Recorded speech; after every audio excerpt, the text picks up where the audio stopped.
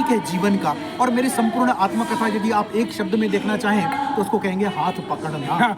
तो क्या कविता है वो? तो आप सिंधी में देखिए है। वो सिंधी में है कि कॾहिं अगर मां खुद खां डिॼां हथ पकड़जां, कॾहिं अगर मां खुद खां डिॼां हथ पकड़जां, बेवजह ही गर मां रुआं हथ पकड़जां, बेवजह ही अगर मां रुआं हथ पकड़जां, वञा थो ख़ुदा वटि मगर यादि रखिजे, वञा थो ख़ुदा वटि मगर यादि रखिजे, जे ख़ाली हथे वरां हथ पकड़जां, जे ख़ाली हथे वरां हथ पकड़जां, कॾहिं अध राति जो सितारनि जे महफ़िल मां, कॾहिं अध राति जो सितारनि जे महफ़िल मां, जे ग़मगीन वापसि वरां हथ पकड़जां, कॾहिं मां जे ख़ुद खां डिॼां हथ पकड़जां, बेवजह ई गर मां रुआं हथ पकड़जां, कभी अगर मैं खुद से डरूं हाथ पकड़ना।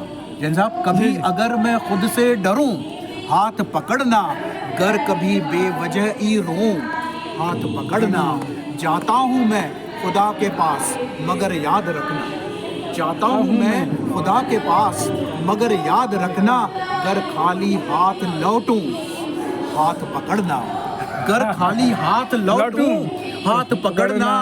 और कभी आधी रात को सितारों की महफिल से, कभी आधी रात को सितारों की महफिल से, गर गमगीन वापस लौटूं हाथ पकड़ना, कभी खुद से गर डरूं हाथ पकड़ना। शुक्रिया। बहुत अच्छी बात है, इतना दर्शन। और आप कहते हैं कि कितने सारे लोगों का हाथ पकड़ के ही आप जीवन में आगे बढ़ते हैं, क्योंकि आप जन्म से ही दृष्टिहीन है, लेकिन एक दिव्य दृष्टि है।